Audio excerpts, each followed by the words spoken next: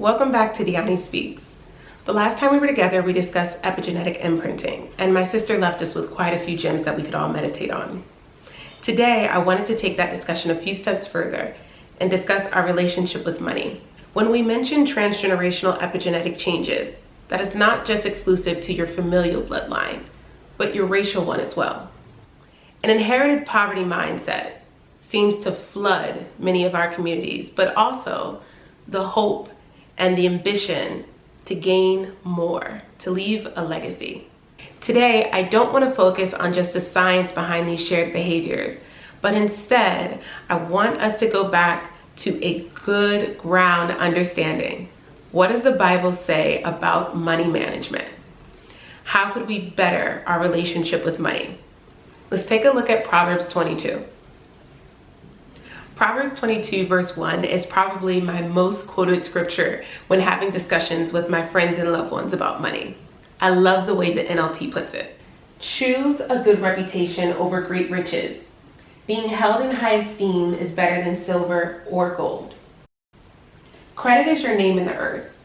The score determines your entry, and the report determines your access.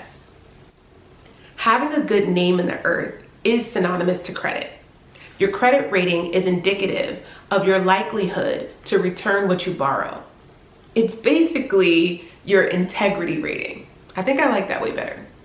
I want to break down what many of you may know and some may not, but the difference between the main two credit rating services. Many lenders currently use FICO score Model 8, and that ranges between the scores of 300 and 850. A very poor rating is somewhere between 300, 579, and an exceptional rating is somewhere between 800 and 850. Now your Vantage score is another model. Vantage was created by the three credit bureaus, Experian, TransUnion, and Equifax. Now, some people think that when they're accessing their credit score, one site may be presenting you a falsehood compared to another. That's not true. They just may be showing you different models. For example, Credit Karma shows you your Vantage score. So it's not that they're giving you the wrong number, they're just giving you the model that's reflective of the Vantage model. The Vantage model is a little bit more lenient in its scoring in comparison to FICO. So many people find that this score is higher. Both models have been around for a very long time, and lenders go back and forth in their choosing. Currently, we are seeing that majority of lenders are using a FICO score model, but that doesn't mean that Vantage is obsolete. Now, if I want to understand how my reputation came to be in the earth, it's probably good to break down what I'm being judged on, right? So, FICO score factors include payment history, which accounts for 35% of your score, amount of debt, about 30%, length of credit, new credit, and your credit mix. Now, your payment history, as you can see, accounts for the greatest portion of your overall credit score. So it's really important that if at all you're paying the minimum, don't miss a payment because it can really hurt your score. The amount of debt we're going to talk about a little later on. The length of credit we can jump into now. Now your length of credit history can get a little tricky. Here's why. The length of credit history is broken down into three parts. How long your accounts have been open, how long specific types of accounts have been open, such as revolving, like credit cards, and installments, like loans. And third, how long it's been since you last used these accounts. Now, the average age of accounts is very important because some people will see, for example, an 8-year length of credit history, but it's coming up that their average history is 4 years. That's because they divide the age of your oldest and newest accounts by your total number of accounts. So when you're choosing to open a new account, understand that it will affect your average age of accounts and may decrease your average length of credit history. This is also a good reason not to close your old cards. Proverbs, as we know, is the book of wisdom, and people seem to always quote verse 6 when they're referencing child rearing. But very few keep it in its original context. When Proverbs 22 is teaching about finances, it's also stating that you should teach your children about finances. The King James Version reads, "Train up a child in the way he should go, and when he is old, he will not depart from it." How many of us wish we had a strong foundation of financial literacy growing up? How many of us can admit that many of our financial behaviors are reflective of what we experienced growing up? I'll put it this way. Were you ever told not to answer the phone because it was a bill collector? Yeah, we all were. The best thing you can do is communicate. Proverbs 22 even teaches that true humility will lead to a life of honor and wealth. So the best thing you can do, answer that phone or even reach out on your own and ask for a payment plan.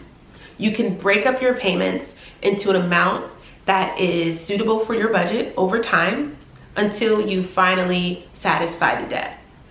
When you stop communicating with the original creditor, they transfer the debt to a collections agency, and that is immediately placed on your credit report and very difficult to come off even after the debt has been paid. Now, there are ways that you can go about disputing items and working to get them off of your report, even on your own. I would just say, as a best practice, again, education, not advice, try to work things out with the original creditor first. Because if you don't, and you dispute with the credit bureaus, the original creditor or the collection agency has the right to place that item back on your credit report even after it's been removed. Sometimes they do this years later, on average around 2 to 5 years after removal. Now let's keep it moving and see what Proverbs tells us in verse 7. The NLT version reads, "Just as the rich rule the poor, so the borrower is servant to the lender." When I read this, I think of a debt to income ratio. When we look at our overall credit card utilization, there's a myth that says you won't raise your credit score unless you show a balance on your credit card statement. Again, that's a myth. Don't do that. It's best practice to pay your balances off month to month. Now, to understand how your amounts get reported to the credit bureau, it's important to understand the difference between your payment due date and your statement date. Your payment due date is just a date that the payment is due. Let's just say, for example, during the month of April, I used $300 on my credit card. So the balance is $300. The payment due date is April 27th, but the statement date is May 1st. This means that I need to make sure I make a payment on or by April 27th so that it is not reported as late. But whatever the balance on my card is on May 1st is what they will report to each credit bureau. Now, if I pay that $300 off on April 20th, but on April 28th, I use $50, and it looks like it hasn't quite posted. But when they pull my report on May, or they create my statement rather, on May 1st, that $50 post, it's going to then show a statement balance of $50, and that will be reported to the credit bureau saying that I have a balance of $50 on my card. If I do not pay that $50 by the end of the next bill cycle or the next statement date, then I will not only just owe that $50, I will also incur interest charges as well. You do not have to pay interest on your credit cards if you pay the balance off month to month. It is a best practice, and it shows your integrity level that you pay back what you owe in the given time frame, because the truth is they typically are only giving you 28 days or full bill cycle to pay back the money that you borrowed or the credit line that you used. Make sense? If you're going to leave a balance on your card, do not use more than 30% of the overall credit line. Now, that means if my credit limit is $10,000, I should never have a statement balance more than $3,000 because that is representative of 30% of the overall limit. Again, the best practice is to pay it off in full each month. Now remember, verse 7 warned that the borrower can become servant to the lender. How? Let's look at this example. If I have a remaining balance of $3,000 and my APR, my annual percentage rate, or AKA my interest, is 22.49%, and the credit card company tells me that my minimum payment due is $115.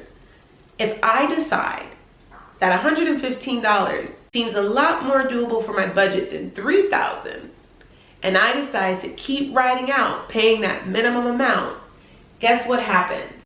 I don't finish paying off the original $3,000 for 3 years.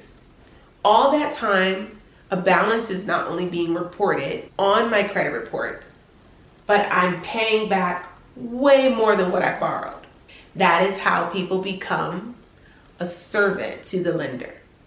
Now, I love Proverbs being the book of wisdom. It doesn't just give us instruction on how we are to perform as the consumer, but how the creditor is to also behave. Verse 16 speaks against predatory lending. The NLT reads, "A person who gets ahead by oppressing the poor, by showering gifts on the rich, will end in poverty." The Lord then will come to defense in verses 22 through 23, which read, "Don't rob the poor just because you can, or exploit the needy in court. For the Lord is their defender. He will ruin anyone who ruins them." We cannot have a discussion about Black wealth without including a discussion of systemic racism. In 1934, the Roosevelt administration released the New Deal, which was supposed to include relief efforts for the Great Depression. They provided housing for white middle class and lower middle class families, while using the opportunity to widen the racial divide and promote segregation efforts. While the Federal Housing Administration was established, they began a practice that we would know today as redlining, where they literally put up maps of metropolitan areas, otherwise known as Black areas, and placed a red line through them. This was supposed to be indicative of those who were seen as credit risk or not credit worthy. I included an excerpt from the study, The Plunder of Black Wealth in Chicago. It reads, "These contracts offered Black buyers the illusion of a mortgage without the protections of one. Buyers scraped together excessive down payments and made monthly installments at high interest rates toward inflated purchase prices, but never gained ownership, if at all, until the contracts paid in full and all conditions met. In the interim, contract sellers reaped all the benefits of holding the deed. They were free to evict the buyers for even minor missed payments, as well as to burden the title with liens unrelated to the buyer's possession." Do you see why I included verses 22 and 23 now? Now this, I believe, is the best gift of all. Did you know that the Bible tells you not to cosign? Verses 26 and 27 in NLT reads, "Don't agree to guarantee another person's debt or put up security for someone else. If you can't pay it, even your bed will be snatched from under you." Cosigning is a practice in which you state that if the original consumer is unable to meet the needs of the debt, you will be fully responsible. That means that this item shows on your credit report at the same time that it shows on theirs. Any missed payment or activity otherwise reflects on both reports. Now, people ask me all the time, what if? The reality is there will always be circumstances, but I think our present moment is a great example as to why you don't want to take this type of chance, no matter who the person is to your life.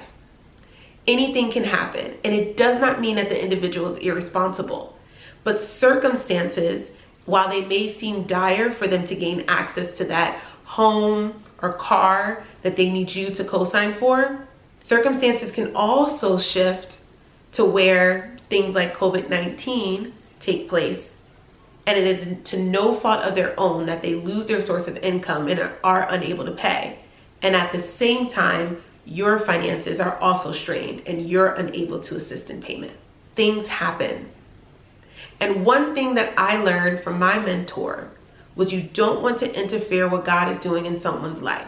It may feel harsh in the moment, but you might take a total leap of faith and put your name literally on the line and things still not work out for them. Because if it's their season to learn a lesson, they will learn a lesson and you might get harmed in the crossfire. So don't co-sign. We've made it to the last verse of the night. Proverbs 22 and 28. The NLT reads, "Don't cheat your neighbor by moving ancient boundary markers set up by previous generations." Now, immediately, yes, I think of reparations. Sorry. But beyond that, I think about how we wouldn't have any land to fight over if we don't own it. So what about our legacies? As I think back over the conversations that I've had with my friends, I remember many of them saying, I never had any help.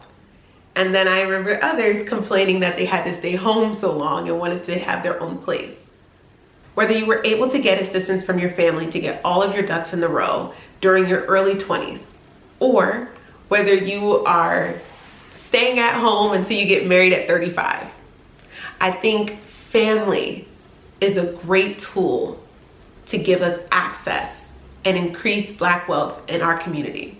We're now seeing so many people online showing these great signs that say we've paid off X amount of debt, and within short time frames like 2 years. I believe the way we get to legacy and land is through marriage. So how do we do it? We start with open and honest conversations when we know that we are qualifying someone for marriage. This can be as we enter even into engagements. You should be able to sit down with your partner or potential life partner and say, here it is all on the table. This is what I am coming with. These are my assets. These are my debts. And these are all of the marks on my report that we have to work on disputing. This is a really simplified way that I can see this working.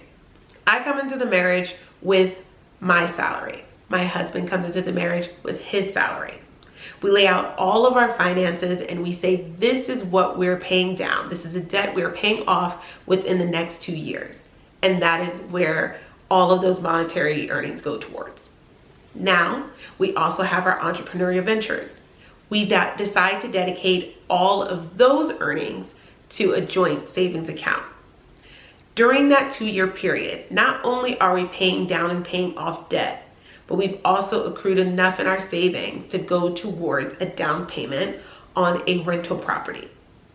We have that rental property, and if we are humble enough, if we need to be, because everyone's circumstances are different, but if we are humble enough to just live on a floor in that rental property while we rent out the other spaces, then we can accrue passive income that will go towards another separate savings account so that we can then purchase our personal property while maintaining the rental property. Small steps lead to big rewards. A 2-year commitment can change everything. I have a plan for my life by the time I turn 30, which is, oh my goodness, going to be a little over 2 years. But I have created that plan as a single. But that is all the more reason that as I date and as I qualify, this plan is at the forefront of my mind. And I have to be able to have these type of conversations with my potential partner, or he just doesn't pass the test. So, what steps will you take today to further Black wealth and move from inherited poverty to inherited wealth? Ashe.